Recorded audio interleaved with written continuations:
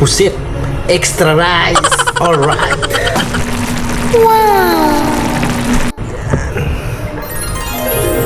Alright. Yun.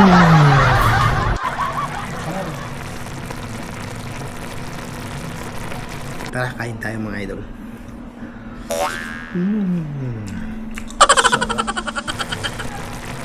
Yun, nagkakain na tayo. Alright. Pag ganito talagang ulam natin, adobong pusit, sigurado bungkag na naman yung mga kaldero. Tikulab na naman yung mga kaldero natin yan sa extra rice. Grabe oh. Kulay pa lang. Grabe, sobrang sarap nito mga idol. Bihira lang tayo makatikim ng adobong pusit. Kaya tingnan nyo naman, napakasarap nito. Nagkakain na tayo.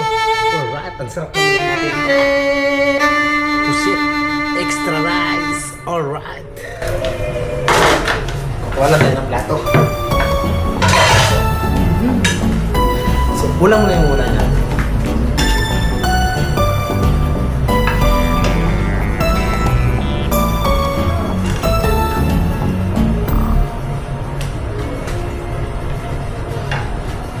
Yan, sarap dito mga idol.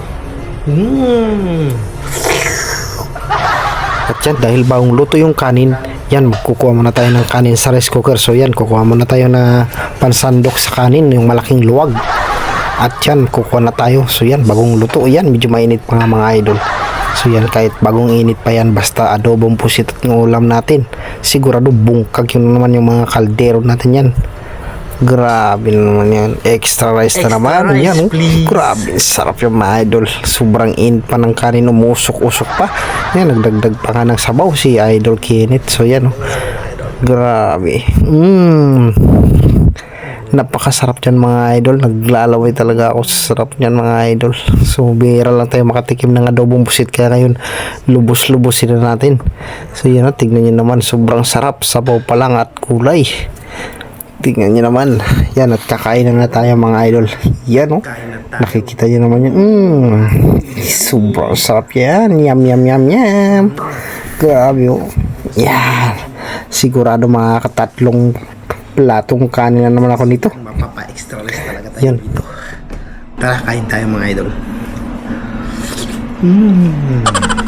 Sarap. Magkakamay tayo mga idol. Kasi mas masarap kumain pag nakakamay.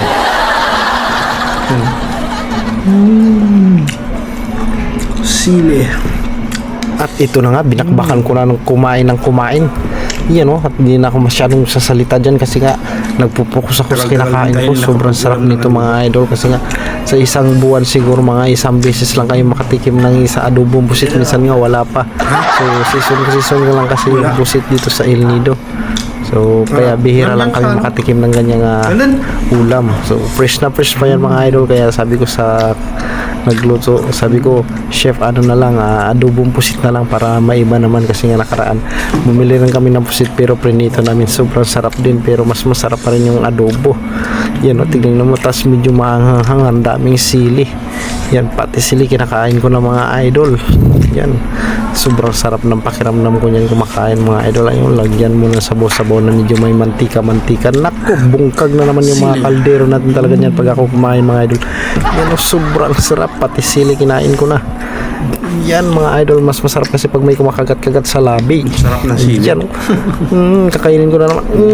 Kulang pa yung kumakagat-kagat sa labi kasi nga hindi masyado maang yung chili finger. Ayan, oh. Kinain ko na lahat. Super sarap dyan mga idol. Yan, siguro mga nakatatlong plata ko dyan mga idol ng kanin.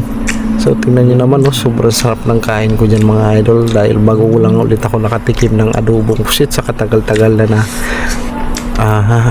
buwan. Mga 3 buwan na siguro niya ako nakatikim ng pusit. Kaya yan, medyo masarap sa pakiramdam ko kumain ng pusit. Yan, oh, tingnan nyo naman mga idol. Hindi ko na mapigilan yung kain ko. Yan, kahit maitim pa yan, basta ako kakain. Tara, kain tayo mga idol. Sarap nito. Let's go. At ito na nga, medyo binilisan ko ng kumain kasi nga mayroong nga magpapahati dun sa guest namin.